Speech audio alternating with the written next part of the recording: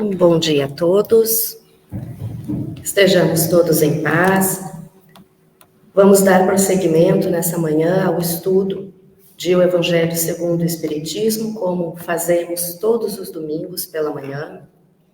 Rogamos então, antes de fazermos a nossa prece e a nossa preparação, vamos lembrar os irmãos as atividades, lembrar que a Sociedade Espírita Allan Kardec já está com as suas atividades funcionando, os horários de passe, horários de atendimento fraterno.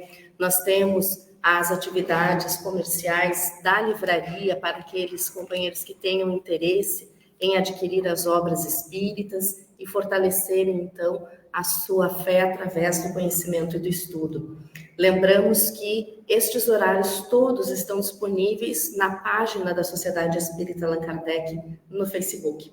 Procuremos, então, acessar para que nós possamos aproveitar ao máximo os recursos que a doutrina espírita, que este centro espírita nos oferece. Nesta manhã, nós estaremos dando prosseguimento ao estudo de O Evangelho segundo o Espiritismo, com o capítulo 19, que tem por título A Fé Transporta Montanhas. Para a nossa preparação, nós buscamos do próprio capítulo uma reflexão do codificador da doutrina espírita, Allan Kardec, no item 3, que trata do poder da fé, onde Allan Kardec diz o seguinte: noutra acepção, entende-se como fé a confiança que se tem na realização de uma coisa e a certeza de atingir determinado fim. Ela dá uma espécie de lucidez que permite se veja, em pensamento, a meta que se quer alcançar e os meios de chegar lá, de sorte que aquele que a possui caminha, por assim dizer, com absoluta segurança. Num como no outro caso, pode ela dar lugar a que se executem grandes coisas. A fé sincera e verdadeira, sempre calma, faculta a paciência que sabe esperar, porque tendo seu ponto de apoio na inteligência e na compreensão das coisas, tem a certeza de chegar ao objetivo avisado. A fé vacilante sente a sua própria fraqueza. Quando a estimula o interesse, torna-se furibunda e julga suprir com a violência a força que lhe falece. A calma na luta é sempre um sinal de força e de confiança. A violência, ao contrário, denota fraqueza e dúvida de si mesmo. Meditemos sobre estes ensinamentos e vamos fazer a nossa prece. Unindo os nossos pensamentos, os nossos corações, elevando ao alto, te agradecemos, Pai amado, por esta bendita oportunidade de estudo e de reflexão, rogando, Senhor, a tua assistência para a companheira que irá coordenar o estudo desta manhã, pedindo que os benfeitores espirituais possam visitar os nossos lares, para todos aqueles que estejamos acompanhando no modo virtual esta tarefa, e que possamos nos encharcar destas bênçãos, todos aqueles que aqui nos encontramos neste salão. Assim, Senhor, profundamente gratos por esta oportunidade, contando com o amparo e assistência do diretor espiritual deste trabalho, iniciamos o nosso estudo da manhã de hoje. Que assim seja. Para coordenar o nosso trabalho, nós temos a companheira Patrícia Barros, que é trabalhadora da Sociedade Espírita Allan Kardec, atuando nas áreas de estudo, da divulgação e igualmente contribuindo no movimento espírita com a divulgação. Com a palavra, Patrícia. Bom dia a todos, queridos amigos. Que a paz do amado Mestre Jesus nos envolva e permaneça conosco durante estes momentos de estudo. Como a Aline já adiantou, o Evangelho, o capítulo do Evangelho, objeto do nosso estudo nessa manhã, é o capítulo 19, A Fé Transporta Montanhas. E os capítulos do Evangelho, eles seguem mais ou menos um padrão, uma estrutura de organização que foi escolhida pelo codificador, por Allan Kardec. No que diz respeito ao capítulo 19, nós temos os itens O Poder da Fé, nós temos o item a fé religiosa, condição da fé inabalável, o item parábola da figueira que secou, e nas instruções dos espíritos nós temos a fé, mãe da esperança e da caridade, e finalizando a fé humana e a divina. É bastante frequente que o codificador inicie os capítulos do Evangelho com passagens, com citações evangélicas, às quais ele adiciona os seus próprios comentários. Em seguida, na segunda e na parte final do capítulo, ele insere instruções dos espíritos que são mensagens que foram recebidas de assuntos relacionados ao tema do próprio capítulo. Então, neste capítulo 19, nós vamos encontrar a passagem evangélica no item 1 e nós vamos encontrar no item 8 a parábola da figueira que secou.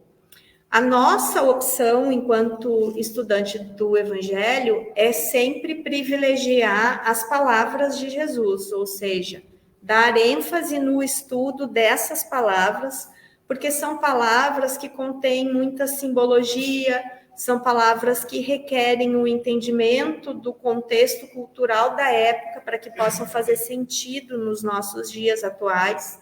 Então, nós vamos focar bastante no item 1 e no item 8. Outra coisa que nós gostaríamos de falar a respeito do estudo desse capítulo. Esse capítulo, ele pode parecer de simples entendimento, ele pode parecer que ele lida com questões simples e muito acessíveis, mas, na verdade, ele é um capítulo que ele trata de temas muito profundos. E, além de parecer simples e de falar sobre temas profundos, é um capítulo que vai estabelecer um diálogo constante exatamente sobre isso, sobre superficialidade e sobre profundidade, principalmente no que diz respeito às nossas ações, ao nosso comportamento, ao nosso entendimento. Então, dito isso, vamos começar o estudo do capítulo.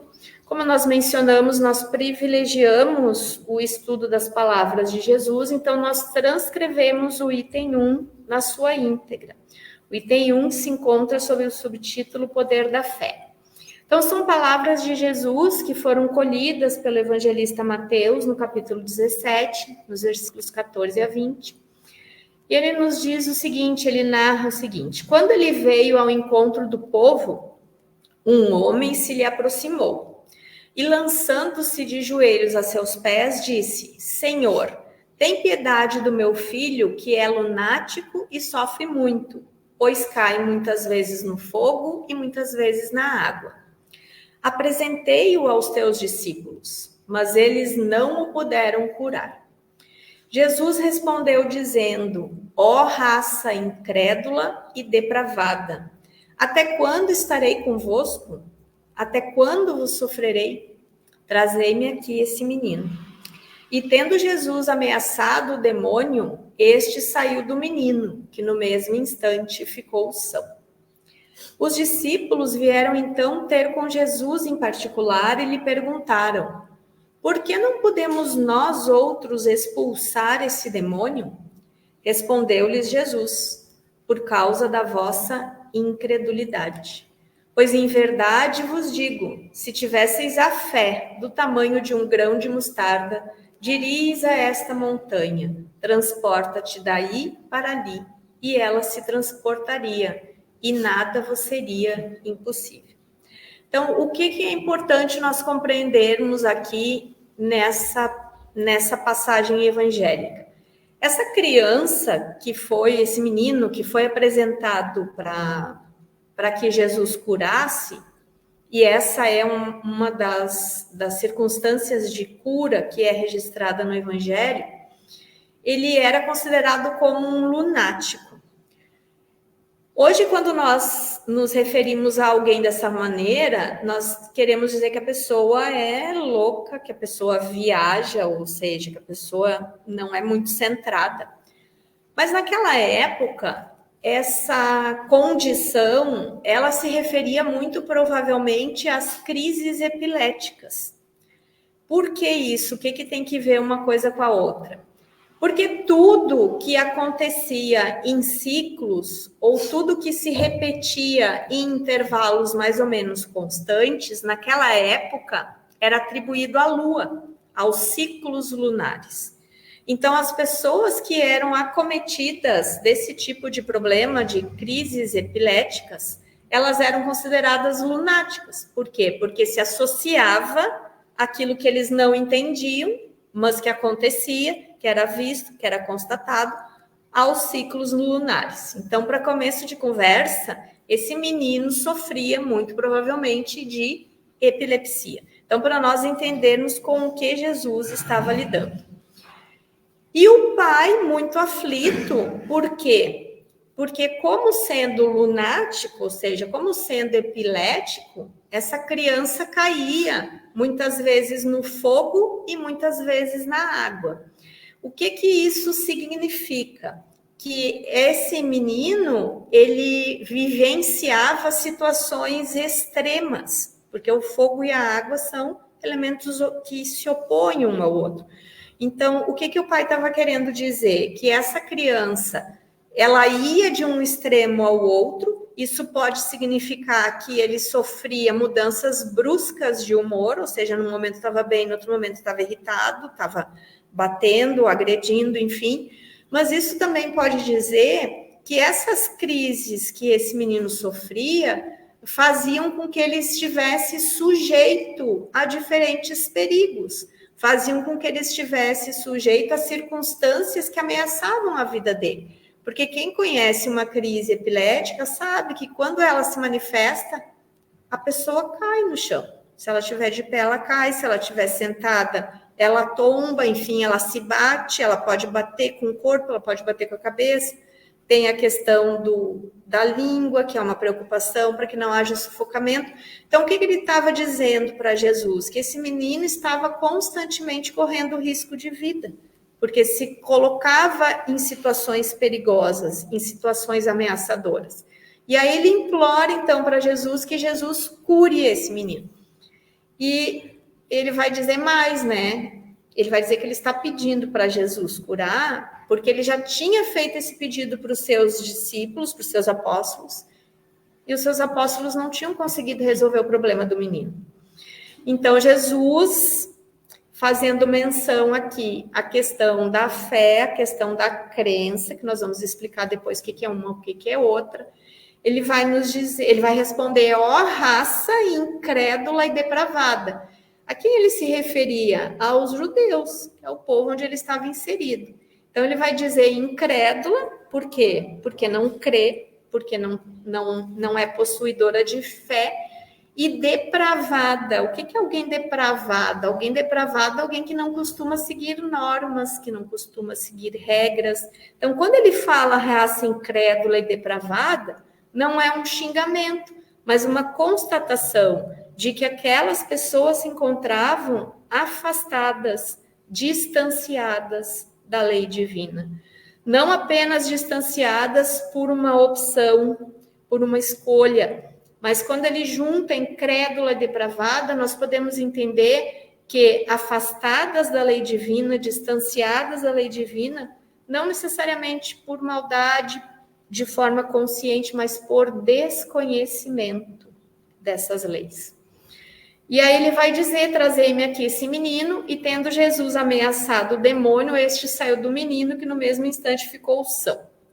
Aqui nós precisamos também trazer elementos atuais, que já são de conhecimento propiciados pelo estudo da doutrina espírita. Já a literatura espírita, que não é muito a respeito disso, mas ela associa as crises epiléticas com processos obsessivos intensos, com processos obsessivos severos. Então, quando ele diz que Jesus ameaçou o demônio, na verdade, ele não ameaçou ninguém, porque Jesus não ameaçava ninguém, essa não era a postura dele. Não é isso que se depreende do comportamento dele por tudo que é dito, por tudo que é relatado sobre ele.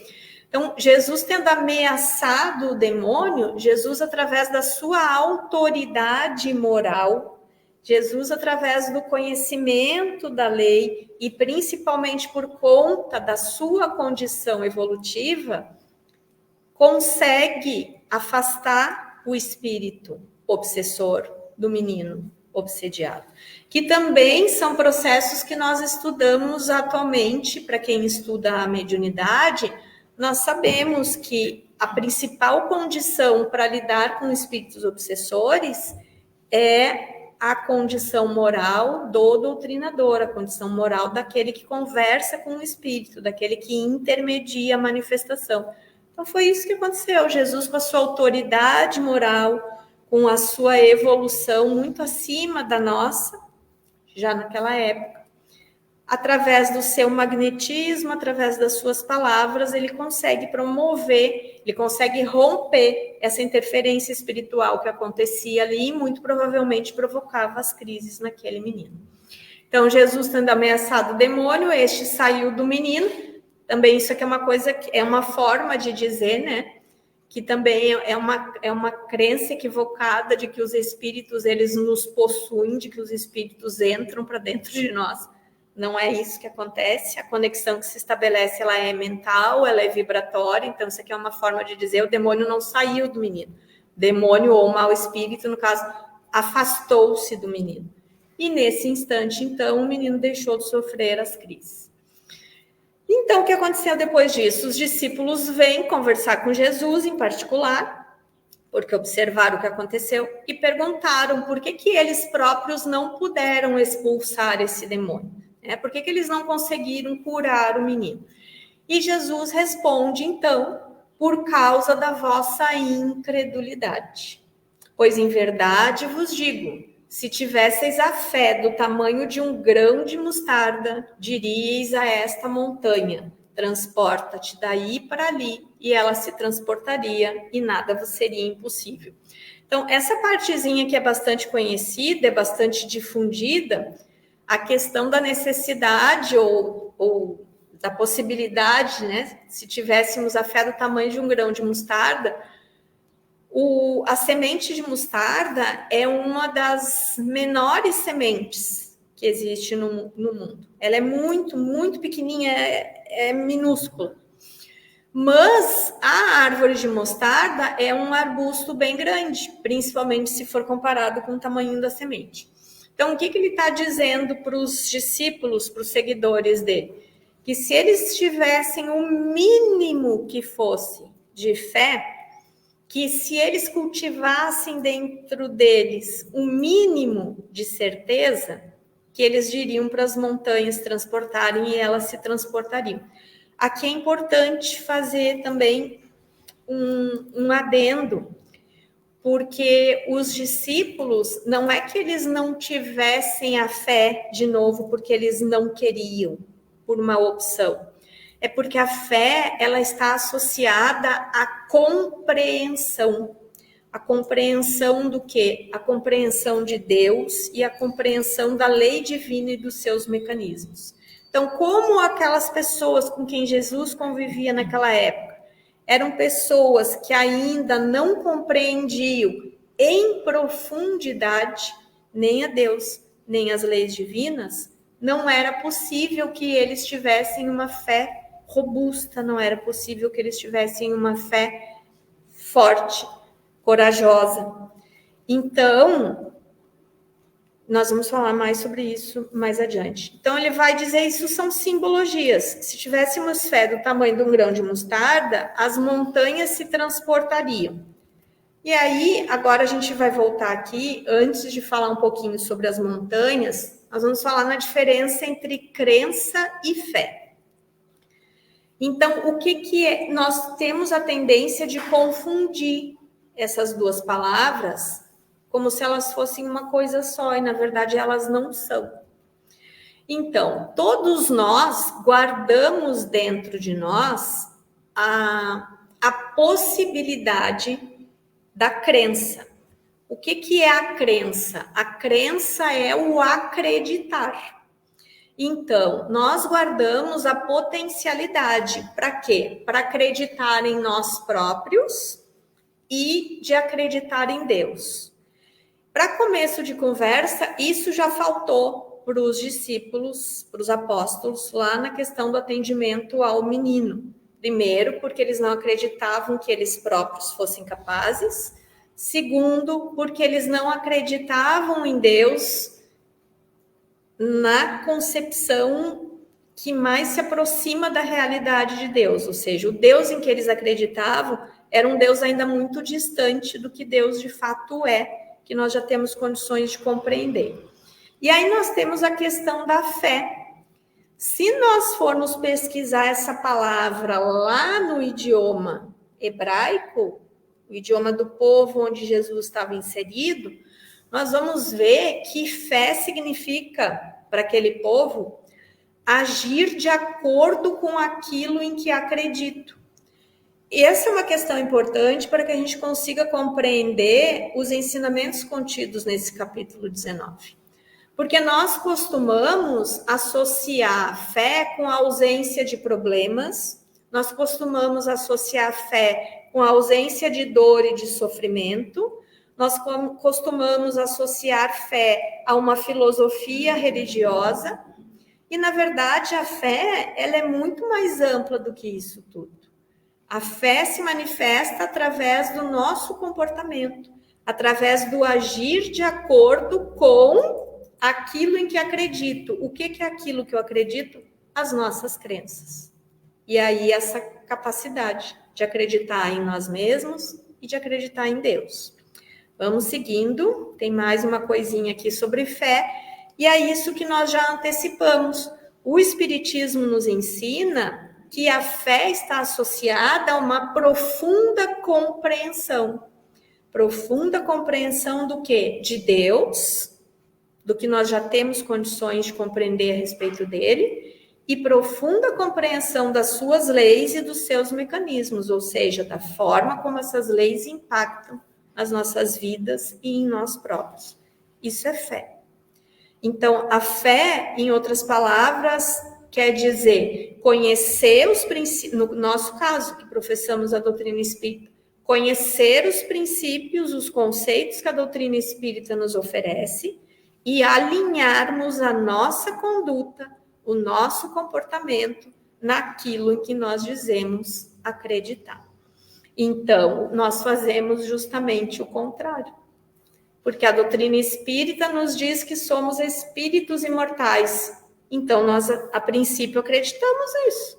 Nós cremos nisso. E o que nós fazemos? Temos medo de morrer.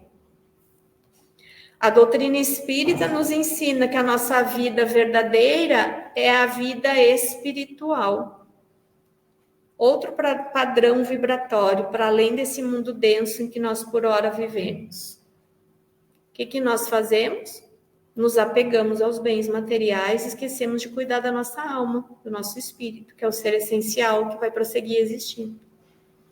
Então, são pequenos exemplos que dizem de nós, que dizem da qualidade da nossa fé. Mas vamos adiante. Agora nós vamos falar, então, estabelecida a diferença entre crença e fé, nós vamos falar a respeito do que são as montanhas que a fé transporta. Porque, de novo, são figuras fortes utilizadas por Jesus. Por quê? Porque tinham o objetivo de causar impacto, de nos impressionar, de ficarem marcadas na nossa mente e no nosso sentimento. E para falar um pouquinho a respeito da fé, das montanhas que a fé é capaz de transportar, nós trouxemos do livro Mais Perto de Emmanuel trechinhos do capítulo 12, em que ele está falando justamente a respeito da nossa possibilidade de ascensão, da nossa possibilidade de nos melhorarmos, mas ele fala que antes disso nós temos alguns desafios a vencer. E aí ele vai nos falar a respeito das montanhas empedradas de revolta e indisciplina, que inclinam-nos para os despenhadeiros do sofrimento. Então, ele está falando de nós. As montanhas que a nossa fé tem condições de transportar, tem condições de tirar do nosso caminho, são essas. As montanhas da revolta e da indisciplina. Revolta e indisciplina sempre tendo em mente a observância da lei divina. Porque nós somos espíritos revoltados. Nós nos revoltamos diante da lei divina no momento em que nós não aceitamos as suas determinações, em que nós não aceitamos o que ela materializa para nós em termos de experiências, de vivências. Então, as montanhas da revolta e da indisciplina que nos inclinam para os despenhadeiros do sofrimento. Por quê? Porque cada vez que nós nos distanciamos da observância da lei de Deus, e sempre que nós nos revoltamos, nós incorremos nesse erro, nós estamos atraindo para nós dor e sofrimento. Mas não são só essas montanhas. Montanhas espinhosas de negligência e ociosidade ameaçam-nos com os precipícios da negação e da dúvida. Então, a negligência é nós sabermos o que precisa ser feito e deixamos de fazer. E a ociosidade é a entrega ao não fazer nada. É o simplesmente deixar de fazer. Por isso elas são colocadas juntas. E o que acontece com nossas almas quando nós agimos dessa forma? Nós corremos o risco de cairmos nos precipícios da negação e da dúvida. Por que negação e da dúvida? Porque a negligência e a ociosidade, que são o oposto ao trabalho, não nos permitem o entendimento, não nos permitem o conhecimento. Por quê? Porque nós desperdiçamos o nosso tempo com o nada. Nós desperdiçamos, nós escolhemos, ao invés de estudar, de aprender, de trabalhar, escolhemos a inação, a inatividade. E aí é claro que isso vai gerar em nós negação e dúvida, porque nós deixamos de conhecer, nós perdemos a oportunidade de estudar e de conhecer. Mas a fé também remove as montanhas da leviandade e da insensatez, que induzem-nos a cair nos desvãos do tempo perdido. Então, o desperdício do tempo com a irresponsabilidade. Mas também a fé nos ajuda a transportar as montanhas de débitos e aflições que formamos com os resíduos dos próprios erros no curso dos milênios incessantes e desviam-nos o espírito para a inutilidade e para a morte. Claro que o espírito não morre, essa questão da morte aqui é uma expressão figurada para falar do tempo perdido, do desperdício de oportunidades. Mas então, as montanhas que a fé nos ajuda a remover são essas que dizem respeito ao nosso comprometimento perante a lei divina.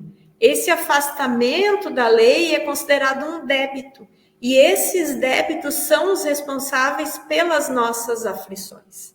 E é isso que nós viemos amontoando ao longo da nossa trajetória de espíritos imortais.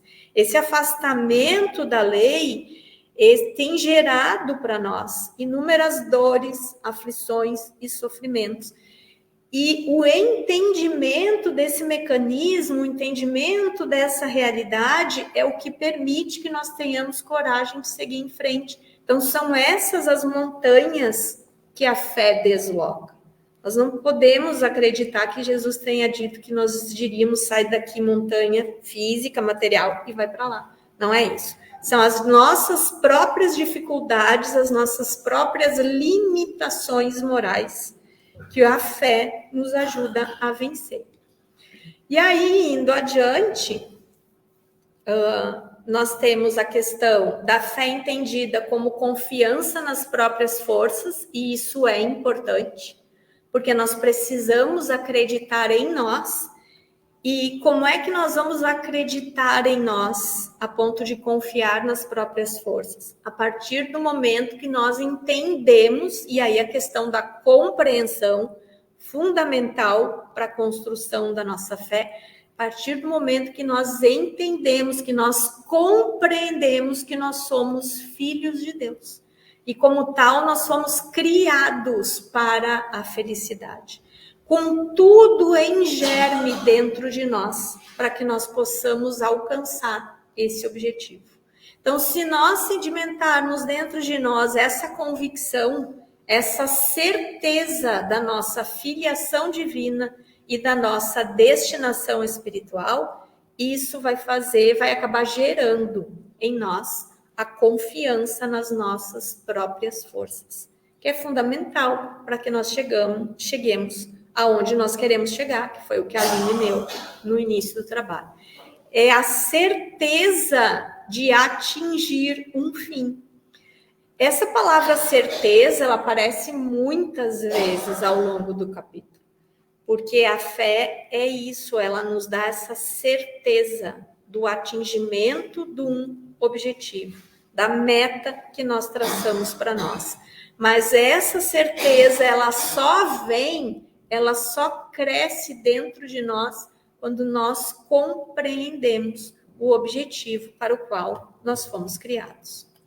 E aí aqui, de novo, essa fé que nós estamos falando, ela é um processo de construção. Como que nós sabemos isso? Porque mais cedo ou mais tarde, todos nós vamos desenvolver essa virtude dentro de nós. Aqueles que acreditamos na doutrina espírita, aqueles que não, enfim, uns mais cedo, uns mais tarde. Como é que nós sabemos que ela é um processo de construção? Porque nós observamos à nossa volta pessoas que passam por uma mesma situação, por exemplo, uma situação X, e essas duas pessoas, elas vão reagir de formas diferentes diante dessa situação X. O que explica que isso aconteça? Vamos pensar nessa situação X como uma situação dolorosa, de dificuldade, de sofrimento. Por que uma pessoa reage de uma forma e outra pessoa reage de outra? Vamos pensar em nós próprios aqui, que estudamos a doutrina espírita, que somos trabalhadores da doutrina espírita. Nós podemos ser acometidos de uma mesma situação nas nossas vidas, mas nós vamos reagir de forma diferente diante delas. Em cada um de nós, a fé vai se manifestar de uma forma diferente. Por quê? Porque essas construções de compreensão, de entendimento, nós vamos realizando vagarosamente ao longo do tempo. E cada um de nós no seu próprio tempo. Porque Deus espera de nós que nós sejamos capazes de nos aperfeiçoar, confiando nele e na sabedoria dele. Mas ele não espera que todos nós sejamos capazes de nos aperfeiçoar amanhã. Ele não coloca um dia e uma hora para que o nosso aperfeiçoamento se dê. Nosso objetivo é nos aperfeiçoarmos. E aí cada um de nós vai de acordo com o seu tempo, de acordo com o investimento em si próprio. Então, por isso, a fé é um processo de construção. E embora nós já tenhamos acesso a esses conhecimentos, a essas informações, nós não devemos nos impor que nós apresentemos a partir de hoje, a partir de agora, uma fé inabalável, uma fé robusta, de um momento para o outro. Porque é um processo de construção interna.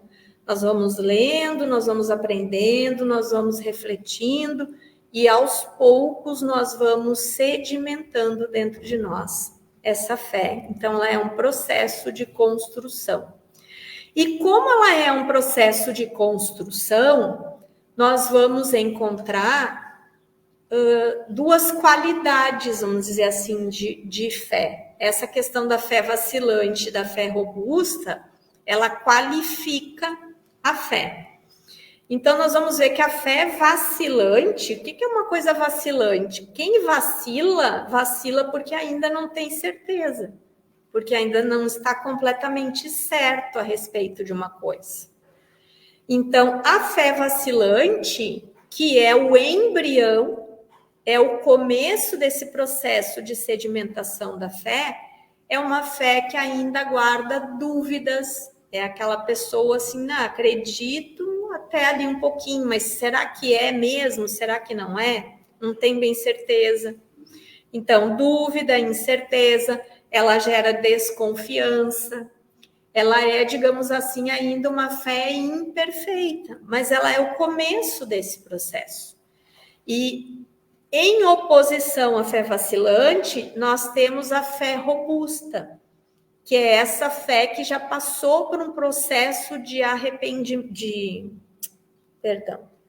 amadurecimento, essa fé que já se sedimentou dentro de nós. E quando ela é robusta, ela é perseverante, ou seja, não existe lugar para o desânimo. Ela se expressa através da confiança, quer dizer, não existe espaço para dúvida.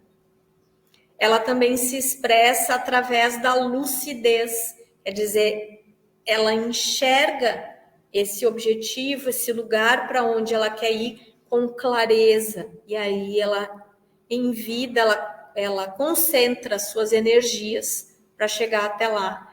Ela é calma, que é o que a Aline comentou também naquela parte que ela leu do capítulo. O que quer dizer essa calma? Ela é o contraponto da violência. Ela é o contraponto do perder a razão. Ela é o contraponto do desequilíbrio. Nesse sentido, a calma. E também um contraponto ao desespero, que é o que acaba gerando a violência. E ela é paciente, ela é tolerante. Então, ela não se agasta, ela não se incomoda, ela não se irrita. Então, nós temos aqui dois opostos. Essa fé vacilante, o início, o embrião daquela fé que nós almejamos, e a fé robusta, que é o nosso objetivo, que é para onde nós devemos direcionar as nossas energias, tentar conquistá-la. Mas é um processo de construção. Não tem como exigir de nós isso de um dia para o outro, embora já tenhamos todos, sim, as condições para construir essa fé dentro de nós. Porque nós já temos acesso ao conhecimento, ao entendimento, aos elementos necessários para construir em nós essa fé. E aí nós vamos andar mais um pouquinho, nós vamos fazer uma diferenciação entre os dogmas e a fé. Por quê?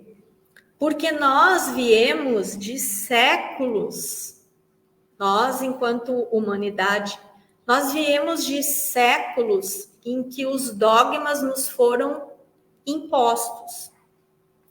Porque o dogma é isso, ele é uma crença que é imposta. Então, é como se fosse uma verdade incontestável. Nós dizemos como se fosse, porque a ideia é apresentada como sendo verdade, e na verdade não é. É uma imposição.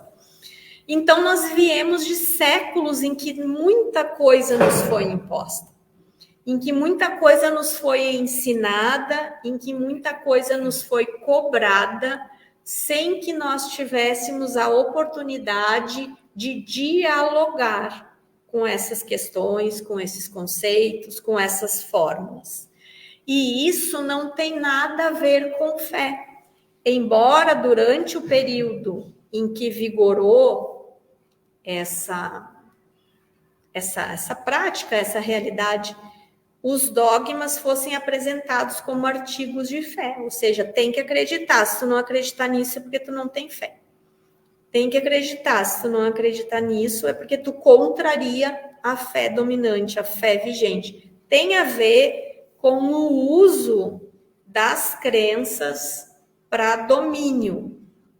Tem a ver com o uso das crenças para conformação das pessoas, da população. E não são a mesma coisa. Por que não são a mesma coisa? Na verdade, são opostos. Porque o que nós temos insistido desde o início do nosso trabalho? A fé está associada a uma compreensão profunda da noção de Deus e das suas leis que nos regem, às quais nós estamos submetidos. Compreensão não pode andar junto com imposição. e os dogmas são impostos. Então, eles não podem contribuir para a construção em nós, para a edificação da verdadeira fé. Eles podem se impor pelo medo, pela coerção, pela ameaça, mas nunca vão andar com a fé verdadeira. Então, e aí, com relação a isso, Allan Kardec tem essa consideração que também é bastante conhecida no meio espírita, quando ele nos diz que a fé inabalável só o é a que pode encarar de frente a razão em todas as épocas da humanidade. Então, para a fé se tornar... O que é uma fé inabalável? É a fé robusta. É aquela que não se deixa abalar, é aquela que não muda, é aquela que persiste. Só aquela que pode dialogar com a razão. E ela tem que poder dialogar com a razão em qualquer tempo, em qualquer contexto, em qualquer cultura. Sempre que nós estivermos de frente a imposições, nós podemos ter certeza que essas questões, elas não guardam relação com a fé. Porque a fé, para ser construída e para se manter, ela precisa estar iluminada pela razão. Na verdade, nos foi ensinado que fé e razão são inconciliáveis, quando isso não é a realidade. A realidade é que fé e razão se complementam. Uma depende da outra. Aí nós aqui falamos a respeito da fé inata e da resistência à fé. Então, essa questão da fé inata, nós já falamos um pouco a respeito disso quando nós falamos sobre a construção da fé. Aquelas pessoas que parecem já ter vindo, não prontas, mas encaminhadas com a fé dentro de si, são pessoas que já construíram essa questão da fé, que já investiram nesse entendimento, nessa compreensão e que já desenvolveram a fé. E nós trouxemos a questão da resistência à fé, porque essa resistência que alguns indivíduos apresentam com as questões da fé, ela tem relação ainda com esse período dogmático que nós vivemos. Então, são pessoas que passaram, que vivenciaram essas circunstâncias de preceitos impostos, essa situação de ameaças, essas situações de coerção através dos artigos proclamados como sendo de fé naquela época, e que aí hoje apresentam uma imensa dificuldade de se vincularem às questões relacionadas pela fé. Então, é o histórico de vivência dessas almas que ainda, por enquanto, não lhes permite se aproximarem das questões da fé. Mas o tempo é o melhor remédio, e com o passar do tempo, com o progresso das ideias, com o progresso das descobertas, da própria ciência, são pessoas que vão ter a oportunidade de se reaproximarem das questões da fé. E aí nós temos aqui, no item 8, a parábola da figueira que secou. Que é uma parábola conhecida, uma parábola de difícil compreensão, que é aquela parábola que narra que Jesus estava saindo de Betânia. Betânia era uma cidade próxima de Jerusalém, cerca de 3 quilômetros de distância. Então, ele estava saindo de Betânia com seus apóstolos, se dirigindo a Jerusalém, quando ele enxerga na estrada uma figueira, que é uma árvore muito comum em Israel. E ele enxerga a árvore de longe. Tudo isso que nós estamos falando são elementos importantes para a compreensão depois do ensinamento por trás da parábola da figueira que secou. Então, ele enxerga a árvore de longe e ele percebe que a árvore tinha folhas. Então, ele se dirige até a árvore para ver se a árvore tinha frutos. Só que o pequeno detalhe é que não era época de figos, mas a figueira estava cheia de folhas. E ele se aproxima então da figueira e quando ele chega perto da figueira, ele constata que a figueira não tinha frutos. Então, o que ele faz? Nós costumamos entender, aprender que ele amaldiçoa a figueira. Que ele olha para a figueira sem frutos e ele diz que ninguém coma de ti fruto algum. E eles vão para Jerusalém.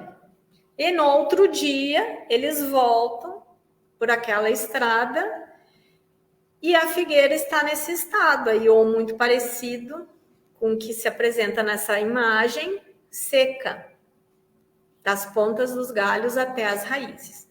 E Pedro, então, observa e diz para Jesus: Mestre, olha a figueira que amaldiçoaste, como se encontra.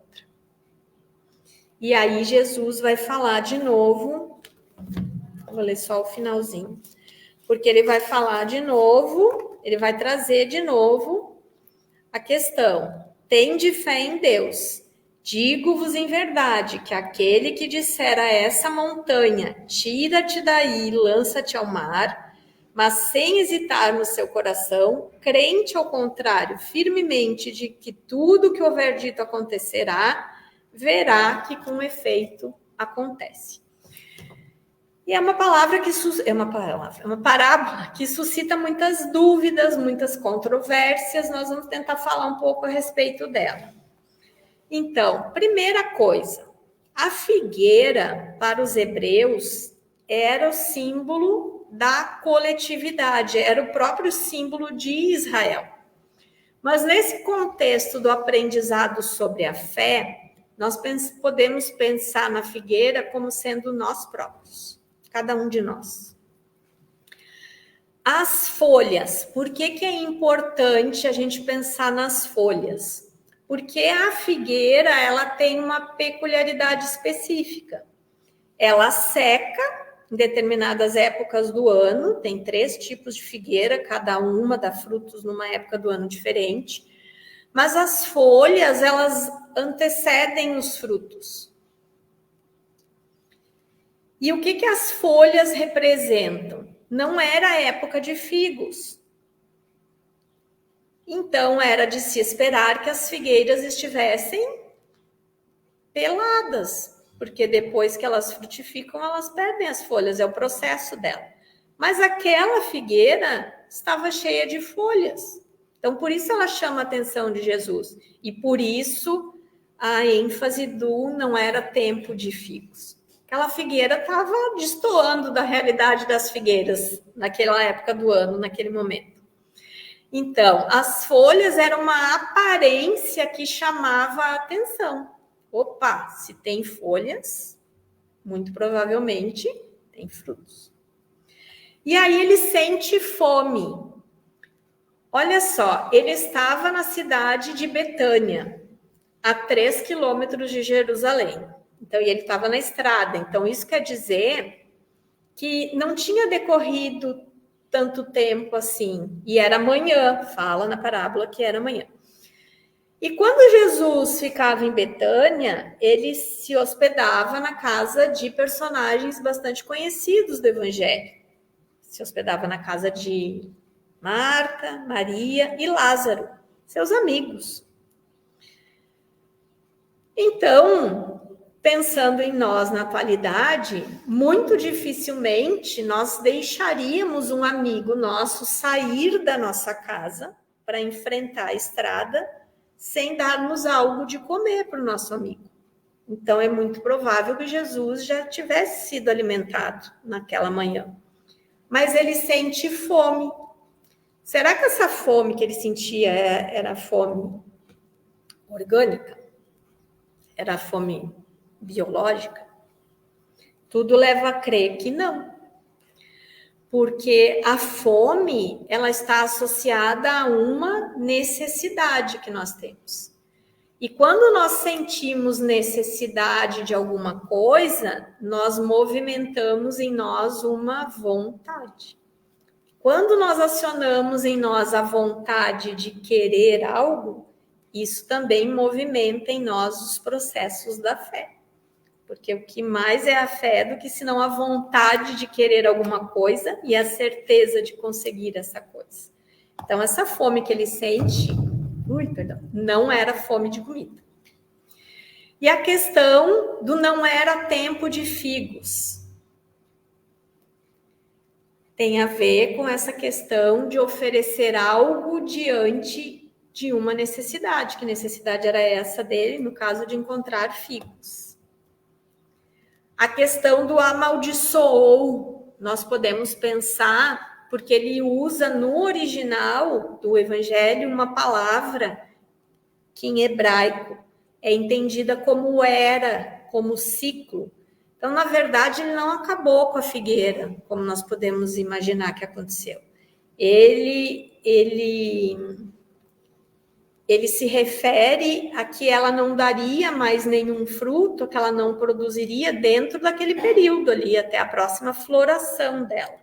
Então, ele não acabou de forma definitiva com a figueira.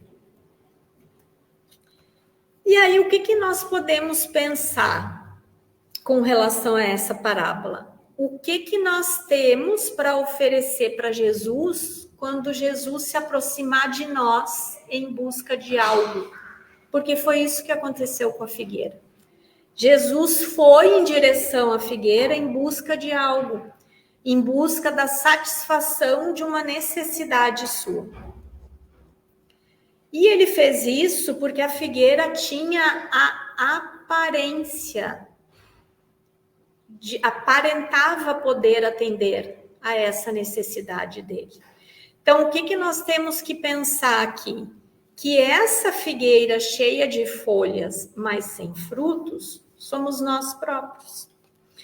Nós próprios com essa nossa aparente capacidade de produzir, de oferecer frutos.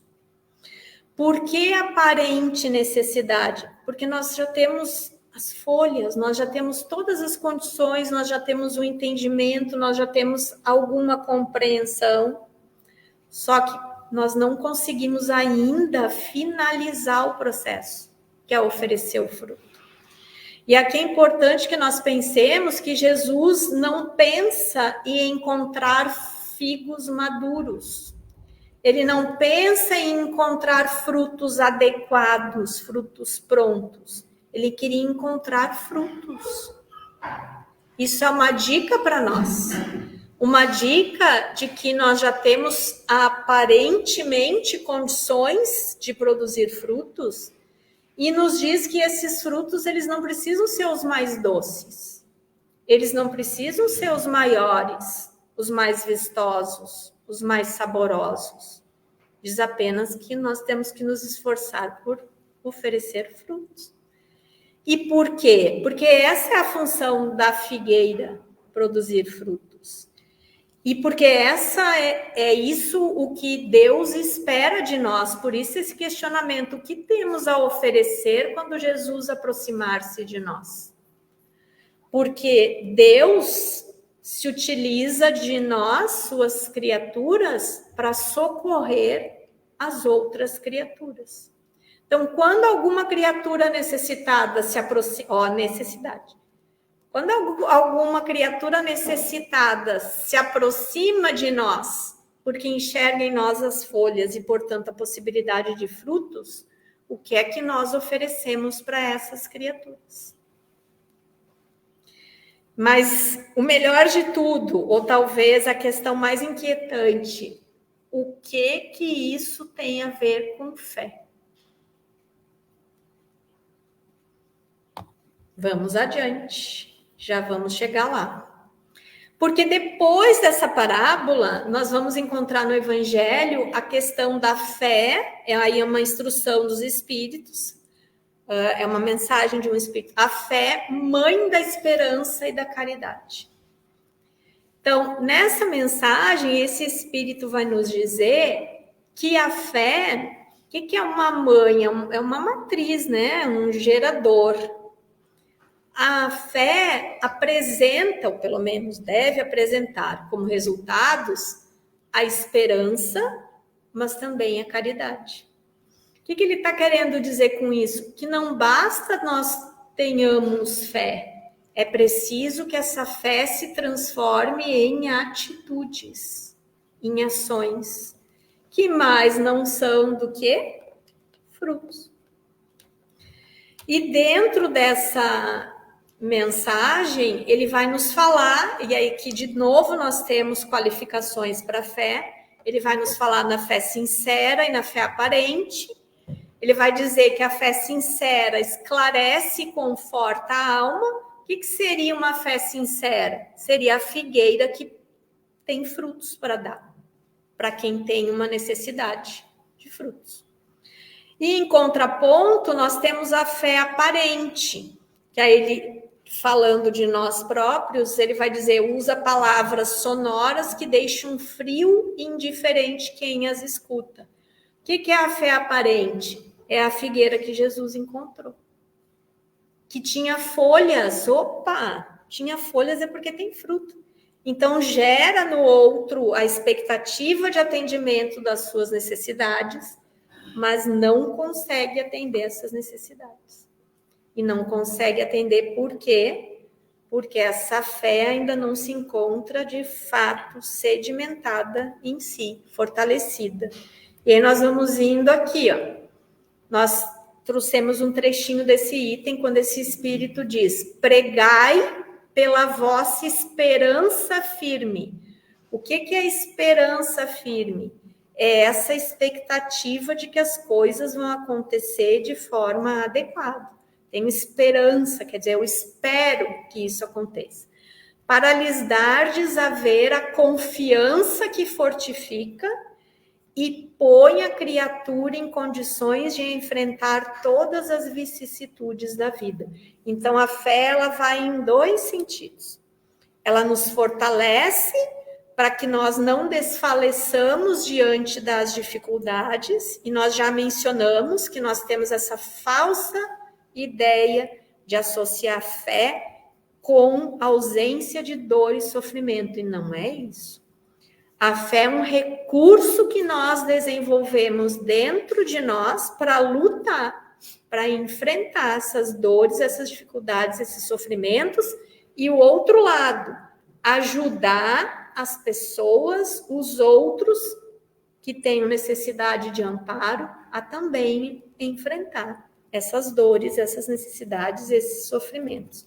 E aí nós trouxemos, para complementar essa questão do entendimento da parábola da figueira, porque ela não é simples, a lição 7 desse livro, Fonte e Vida, que tem por título Pelos Frutos, e ela vai nos ajudar a entender essa questão.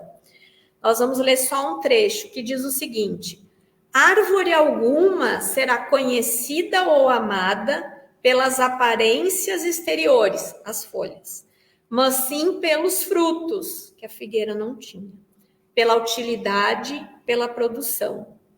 Assim também nosso espírito em plena jornada.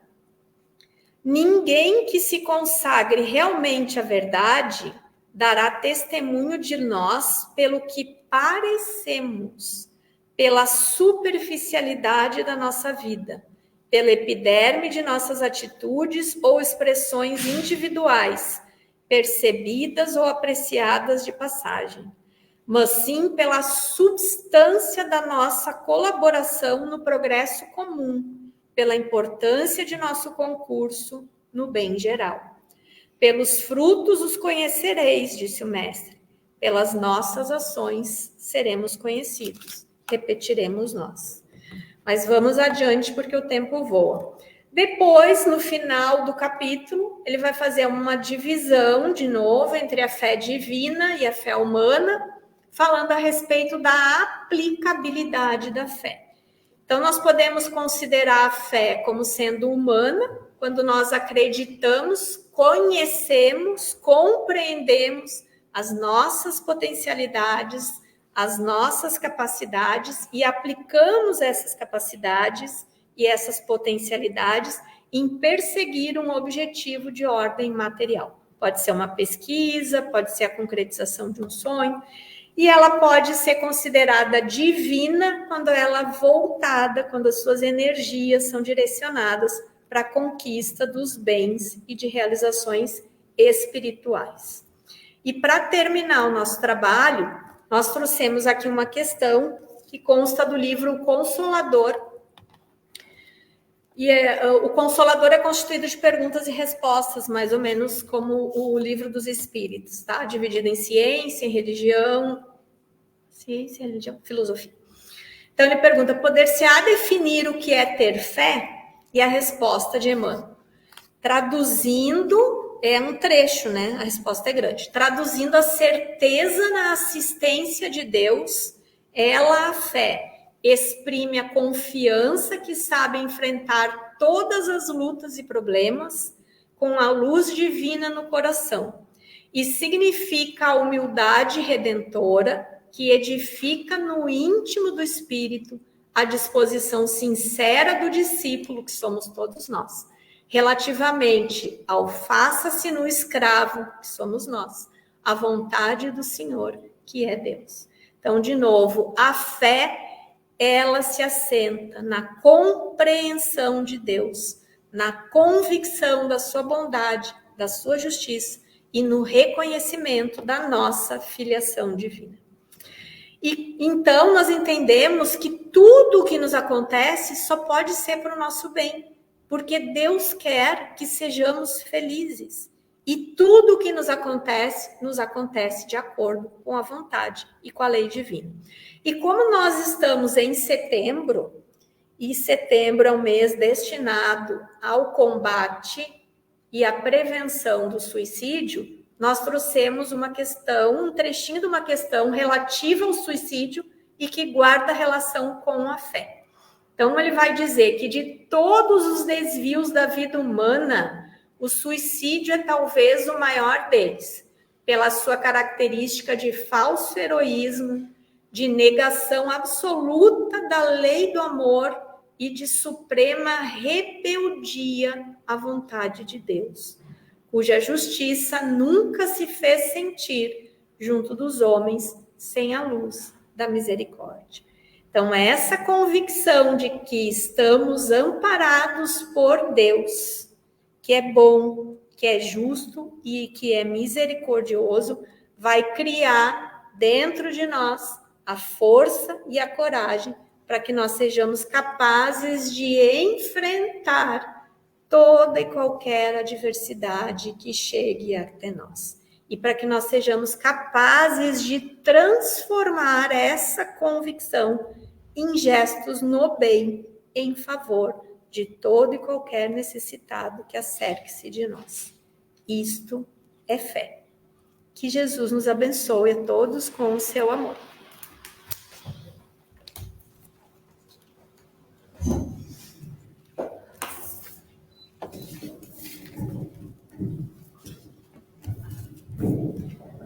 Vamos fazer então a nossa prece, agradecendo mais uma vez aos benfeitores espirituais por estarem conosco durante esta manhã, visitando os nossos lares, envolvendo-nos aqui em vibrações de harmonia e de paz, e pedindo a estes espíritos amigos que possam nos auxiliar no desenvolvimento e fortalecimento desta potência da alma que é a fé, que nos auxilia a tomar as melhores decisões e nos fortalece na manutenção das mesmas.